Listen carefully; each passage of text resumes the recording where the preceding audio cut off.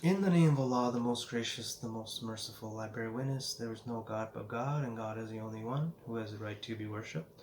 I also bear witness that Prophet Moses, Prophet Jesus, and Prophet Muhammad, peace and blessings be upon them, are the messengers of God, and I seek refuge in Allah from rejected Satan. So greetings of peace, and thanks for watching. We have an excellent video for y'all today.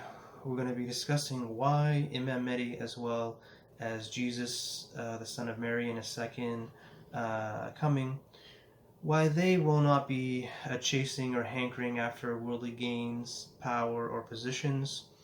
So I've got a series of Quran verses that I'll be saying in a poetic way. I find that is more soothing to the ears and to the heart, as well as got a couple of Quran verses of Imam Mahdi as well as Jesus in the future, and this will help illustrate why they will not be chasing after worldly power or worldly gains or positions, and this will illustrate that.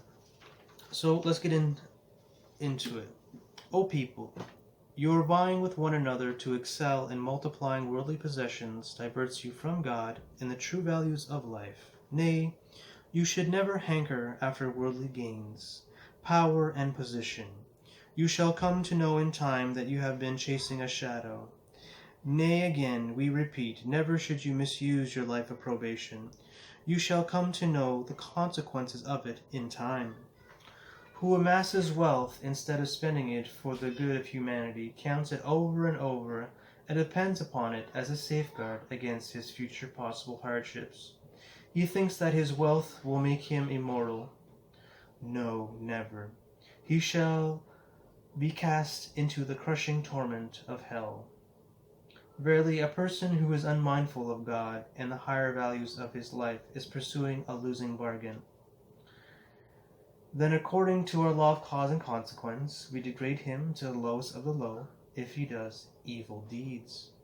Verily, those who believe and do deeds of righteousness, it is they who are the noblest of all creatures. And whoever does not judge according to the law which Allah has revealed, it is these who are the very unjust.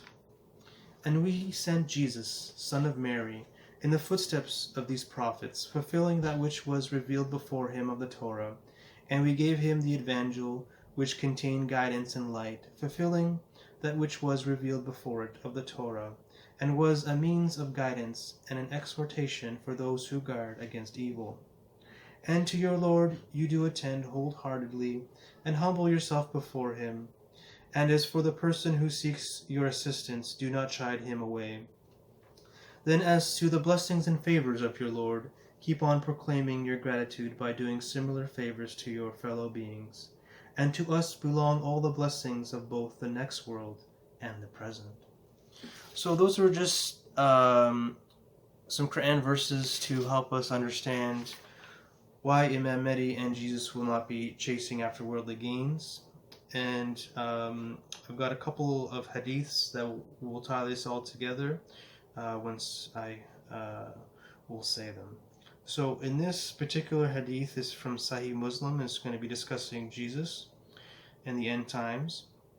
A group of my ummah will fight for the truth until near the day of judgment, when Jesus, the son of Mary, will descend, and the leader of them will ask him to lead the prayer.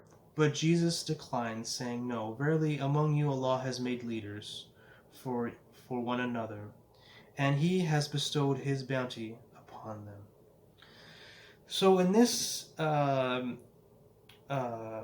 hadith, we can deduce that what I think Imam Mahdi will be leading the prayer at Fajr, and Jesus will descend from a white minaret in Damascus, and the leader of the Ummah will be Imam Mahdi, the Mashiach at that time, and Imam Mahdi will approach Jesus, and I believe this is going to be a test to really see if this is the real Jesus, if I see as a way of Imam Mahdi testing Jesus by asking him if he wants to lead the prayer. Is Jesus going to seek after power? Is he going to seek for a higher position? Is he going to seek to exalt himself. Um, and it shows clearly here in the hadith that Jesus will decline, saying that Allah has made you the leaders of one another, and He has bestowed His bounty upon them. So He doesn't want to take the bounty which God has bestowed upon um, the Imam Mahdi in that time, which illustrating that this will be the authentic Jesus. He will not be seeking power or position, as Allah says here. You should never hanker after worldly gains, power and position. You shall come to know in time that you have been chasing a shadow. So Jesus, being very advanced, being very highly spiritual, will intuitively know that seeking power or worldly gains, chasing after it, like he'll only be chasing a shadow. So obviously Jesus will realize that, you know, this will just be a waste of time, and will be sort of taking away from the bounty that Allah has bestowed upon the leaders of that time. So that illustrates why Jesus will not be chasing power and gains of this world. And then we're going to go to Imam Mahdi. So this is a very famous hadith. Both of these are very highly authentic. In this hadith, we'll be discussing the swearing of allegiance upon Imam Mahdi in Mecca. So there will be a conflict with the death of a leader, and a man among the residents of Medina will go out, fleeing to Mecca. Some people will come to pledge allegiance to him, although he is unwilling, and they will pledge allegiance to him between the corner of the Kaaba and the station of Ibrahim. An army from Syria will be dispatched for him, and they will be swallowed in by the desert between Mecca and Medina. When the people see that, the saints of Syria and the strong tribes of Iraq will come to him and pledge allegiance to him between the corner and the station. So the thing I want to highlight out of this hadith is that some people will come to pledge allegiance to him upon Imam Mahdi, although he is unwilling. So they will force him to be the leader. Imam Mahdi is not going to say, "Oh, I'm Imam Mahdi, swear allegiance upon me." No, this is a person who is not seeking self-exaltation. He's not seeking worldly powers and gains. He's not seeking higher positions. What he's seeking is unique creator of all that exists, seeking greater knowledge, seeking greater understandings and wisdoms, seeking closeness to unique creator of all that exists. This reality is just a means to the ends of getting closer to unique creator of all that exists, and gaining greater wisdoms and perfecting our souls and light. So Imam Mahdi will have intrinsically this knowledge, and will not seek worldly gains, will not seek positions of power, etc. So it really highlights that anybody now today, and there's quite a few of them, people claim to be Jesus, the Mashiach, or Imam Mahdi, or prophethood, or all sorts of ways to self-exalt them, but anybody claiming these titles are 99.99999% are fake and false, and most likely charlatans and counterfeits of one kind or another. So very important to know that usually anybody who's claiming to be Imam Mahdi, or claiming to be a Mashiach, or claiming to be Jesus, will, like I said, most likely 99.9999% is a faker. So keep that in mind, because there's a lot of fakers out there. There's lots of people, claiming lots of big things, and we know from the hadiths that Imam Mahdi, the Mashiach, is the one and only, with the help of Jesus, peace and blessings be upon him, later on in the future, will be the ones to bring about justice on the earth, as it was filled previously with injustice. It will bring about the knowledge of God on the earth, etc., etc. So any other people saying that they're doing it, or they're saying that it's because of the astrology or the position of Earth in the galaxy, or all sorts of nonsense I hear out there.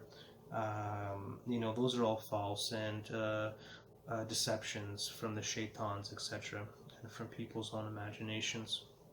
And they have no sources backing up. It's just pure conjecture, pure hearsay, and astrology is the charlatan's dream. They can make all the conjecture they want from the positions of planets, from positions of the Earth in their galaxy, and they can make all sorts of hearsay and conjecture on those positions. So it's all false. We live in a cause and effect universe. Allah has given us free will.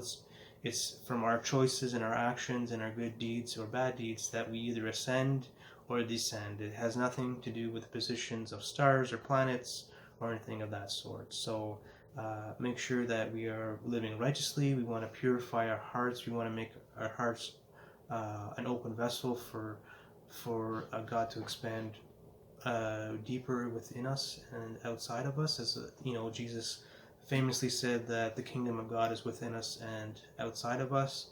As Allah says in the Quran that He's closer to us than our jugular vein, that the essence of God is all around us and within us.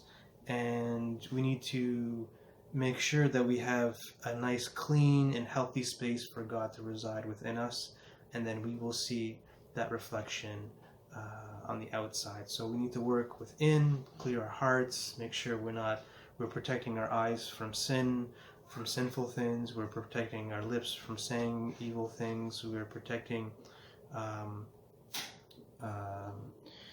protecting our hearts, protecting our souls. So we're not doing sinful actions or sinful thoughts, but they were doing good things, and basically doing what Allah makes lawful, staying away from the unlawful things that Allah forbids. And this will open up our hearts, and once our hearts are pure and clean, Allah has a more easier way to enter into our hearts, a place to reside in us, and that will reflect outwards, and we will see the kingdom. Once we see the kingdom of God within us and we experience that, we will see the kingdom of God outside of us as well.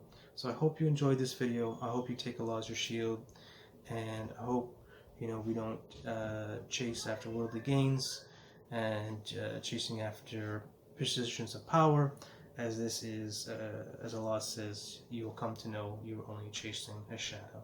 So may the peace and blessings of Allah be with you. I hope you enjoyed the video, and stay tuned for next time in the next video, inshallah. Thank you so much. Peace.